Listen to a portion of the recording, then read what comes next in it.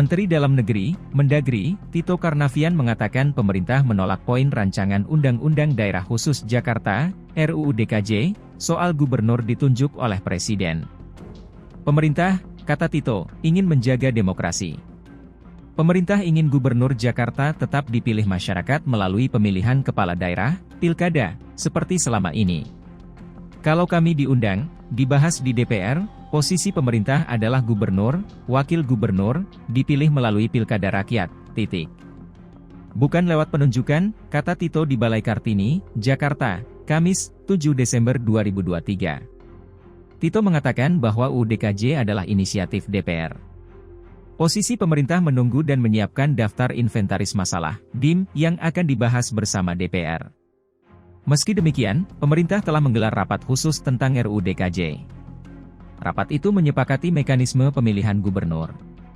Kita tidak pernah membicarakan mengenai masalah perubahan mekanisme rekrutmen kepala daerah gubernur wakil gubernur. Artinya, bukan penunjukan, tetapi tetap melalui mekanisme pilkada, ujarnya. Sebelumnya, DPR menyatakan RUU DKJ adalah inisiatif mereka.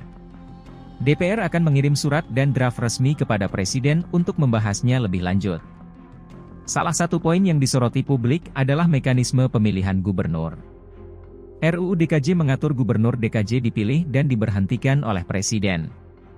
RUU itu dibuat lantaran ibu kota negara Indonesia akan berpindah ke Kalimantan Timur.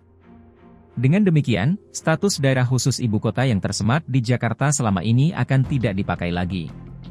Sebelumnya, rapat paripurna DPR RI pada Selasa 5 Desember 2023 mengesahkan RUU tentang Daerah Khusus Jakarta, DKJ, menjadi usul inisiatif DPR. Wakil Ketua DPR RI Lodewijk Friedrich Paulus menyebutkan 8 fraksi menyetujui RUU DKJ untuk disahkan menjadi usul inisiatif DPR dengan catatan, sementara PKS menolak. Sebelum pengesahan tersebut, ke-8 fraksi menyampaikan pandangan fraksinya secara tertulis kepada pimpinan DPR yakni, fraksi PDI Perjuangan, fraksi Partai Golkar, fraksi Partai Gerindra, fraksi Partai Nasdem, fraksi PKB, fraksi Partai Demokrat, fraksi PAN dan fraksi PPP. Sementara fraksi PKS yang diwakili Hermanto memilih menyampaikan pandangan fraksi secara lisan. Ada beberapa catatan yang disampaikan Hermanto yang berisi tentang penolakan terhadap RUU DJK. Pertama, Hermanto menilai pembahasan RUU DKJ terkesan terburu-buru dan rendahnya partisipasi publik dalam pembahasan RUU tersebut. Fraksi PKS berpendapat bahwa memaksakan pembahasan dalam waktu yang sangat sempit, selain mempertaruhkan substansi pengaturan, juga akan berdampak pada terbatasnya waktu bagi masyarakat berpartisipasi dalam proses penyusunan Undang-Undang Jakarta. Ketiadaan atau rendahnya partisipasi masyarakat akan menyebabkan lemahnya legitimasi undang-undang tersebut. Dalam penjelasan Undang-Undang Nomor 13 2022 dinyatakan bahwa penguatan keterlibatan dan partisipasi masyarakat yang bermakna dilakukan secara tertib dan bertanggung jawab dengan memenuhi 3 syarat, yakni pertama, hak untuk didengarkan pendapatnya, kedua, hak untuk dipertimbangkan pendapatnya, dan ketiga, hak untuk mendapatkan penjelasan atau jawaban atas pendapat yang diberikan. Kemudian, kewenangan khusus bidang kebudayaan, dalam pasal 22 ayat 1, huruf B tidak disebutkan adanya sebuah lembaga adat dan kebudayaan Betawi dalam pemajuan kebudayaan, pelibatan badan usaha, lembaga pendidikan, dan masyarakat dalam pemajuan kebudayaan.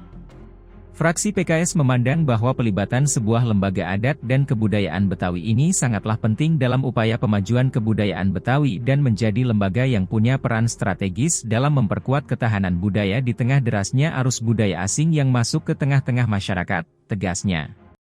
Lebih lanjut, sambung Hermanto, juga berpendapat bahwa usulan tentang pemilu gubernur wakil gubernur perlu dipertahankan, hal ini untuk mewujudkan demokrasi secara lebih konsisten. Terakhir, pihaknya menganggap DKI Jakarta masih layak untuk tetap menjadi ibu kota Indonesia. Mereka pun menolak RUU DKJ yang terdiri dari 12 bab dan 72 pasal.